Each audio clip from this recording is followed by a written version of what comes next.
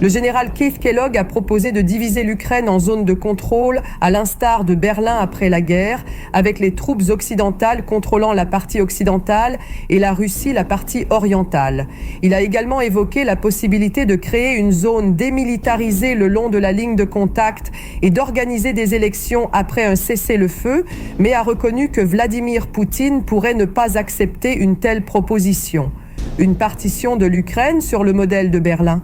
C'est la meilleure option pour Vladimir Poutine quand on voit ce découpage. Ça veut dire que là, on acte que ces territoires sont annexés par la Russie, très clairement. Je vais donner mon analyse très militaire de la situation qui ne va pas plaire. Ça veut dire que l'Ukraine a perdu, que la Russie a gagné. C'est un aveu de défaite parce que les Ukrainiens ne seront plus soutenus, même si les Européens continuent à faire quelque chose derrière. Mais pour l'instant, à date d'aujourd'hui, si ce plan était adopté, ce que je dis, je n'y crois pas, parce que je ne vois pas comment il pourrait être accepté par les Ukrainiens et par les Européens. Cela veut dire qu'on dit l'Ukraine a perdu, la Russie a gagné, elle récupère des terres, c'est ce qui va se passer. Mais c'est en fait, vous retrouvez l'histoire militaire depuis des siècles. Ça a été comme ça. Mais ça veut dire un traité, une reconnaissance de fait, avec un traité après, donc de juré, qui fait que la partie ukrainienne contrôlée par les Russes, plus ce qu'on va leur donner, c'est la victoire russe. Et donc, Vladimir Poutine a entièrement gagné sur toute la ligne américaine. Donald Trump veut rétablir les relations bilatérales avec la Russie, dont les Occidentaux se tiennent pour la plupart à l'écart depuis le déclenchement de l'attaque russe contre l'Ukraine, et cherche à mettre fin au plus vite à ce conflit. Cette détermination fait craindre aux Ukrainiens d'être contraints par leur important allié à accepter d'âpres concessions, d'autant que le président américain envoie des signaux contradictoires. Il a multiplié les piques à l'encontre de Volodymyr Zelensky et critiqué l'aide que son pays a apportée à Kiev. Mais Donald Trump a aussi menacé la Russie de nouvelles sanctions si elle ne consentait pas à la paix. Signe d'une certaine frustration, il avait dit fin mars être furieux contre Vladimir Poutine, après que ce dernier eut évoqué l'idée d'une administration transitoire en Ukraine, impliquant le départ du pouvoir de Volodymyr Zelensky. Donald Trump appelle la Russie à se bouger. Son émissaire Steve Witkoff rencontre Poutine. Je peux confirmer que M. Witkoff est en Russie pour communiquer directement avec le Kremlin et Vladimir Poutine. Il s'agit d'une nouvelle étape dans le processus de négociation en vue d'un cessez-le-feu et d'un accord de paix final en Russie et en Ukraine. Ces négociations étant en cours, je ne vais évidemment pas devancer le président ou son équipe, mais je pense que Donald Trump a clairement indiqué qu'il était continuellement frustré par les deux parties de ce conflit et qu'il souhaitait voir ces combats prendre fin. Il veut que la guerre prenne fin. La troisième rencontre entre l'envoyé spécial américain et le président russe s'est déroulée à Saint-Pétersbourg vendredi, sous une pression accrue de la Maison-Blanche qui s'impatiente. La rencontre entre Poutine et Witkoff a duré 4h30. La Russie doit se bouger pour faire avancer les négociations sur l'Ukraine, réclame Donald Trump. Sur son réseau Truth Social, le président américain a déploré vendredi 11 avril que trop de gens meurent, des milliers par semaine, dans une guerre terrible et insensée depuis plus de 3 ans. Depuis 2 mois, son administration organise des pourparlers séparés avec des hauts responsables russes et ukrainiens qui n'ont pour l'instant abouti à aucun apaisement déterminant. Et Kiev et certaines capitales occidentales soupçonnent la Russie de faire traîner à dessein les discussions. La conversation se poursuivra sur divers aspects du règlement ukrainien. Il y a beaucoup d'aspects. La thématique est très complexe, avait dit auparavant le porte-parole de la présidence russe, Dmitri Peskov, selon qui le Kremlin ne s'attendait toutefois pas à des percées diplomatiques au cours de cet échange. Un processus de normalisation des relations et la recherche d'un terrain pour se diriger vers un règlement du conflit en Ukraine sont en cours, a-t-il expliqué, parlant d'un travail laborieux.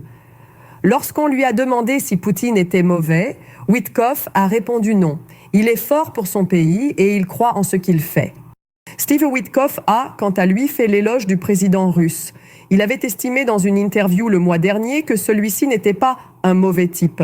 En mars, il était allé en Russie pour discuter d'une proposition américaine de cessez-le-feu inconditionnel en Ukraine. Mais Vladimir Poutine n'avait pas été convaincu et cette proposition de trêve de 30 jours, acceptée par Kiev, ne s'est pas concrétisée. On est devant ce que pourrait être cette proposition de partition de l'Ukraine, général. Encore une fois, beaucoup de prudence quant à ses propos, parce qu'il est revenu un peu dessus, mais néanmoins, cela dit quand même quelque chose. À quoi ressemble la proposition de cet émissaire de Donald Trump quant à une partition éventuelle de l'Ukraine? Cette proposition correspond à la réalité militaire du terrain.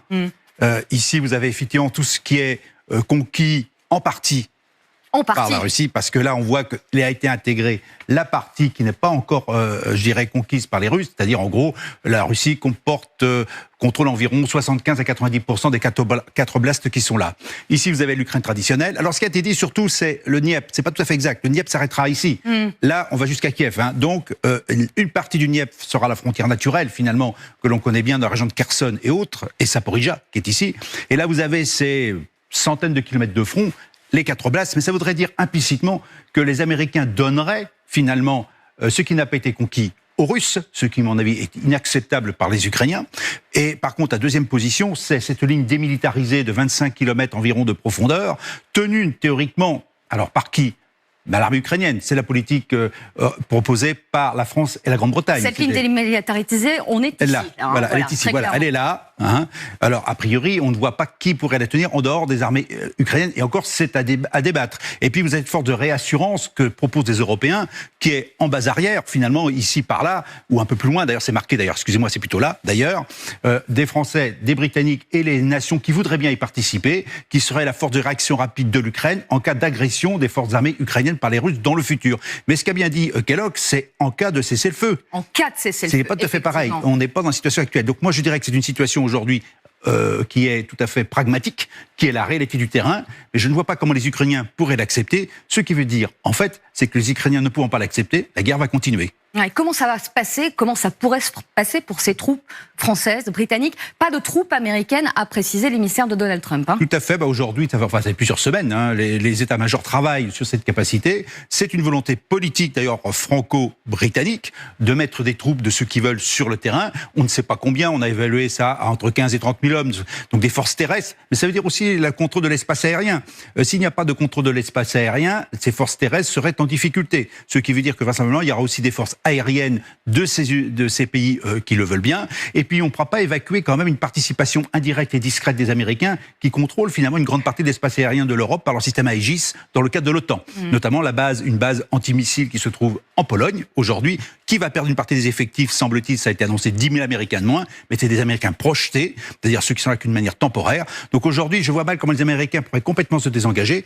En revanche, il est certain que cette force franco-britannique plus serait finalement dans la région de Kiev ou la région de Lviv ou de Lviv, vraisemblablement en mesure de réassurer, apporter cette garantie de sécurité, c'est le terme qu'il faut retenir, une garantie de sécurité au profit des Ukrainiens qui seraient de toute façon en première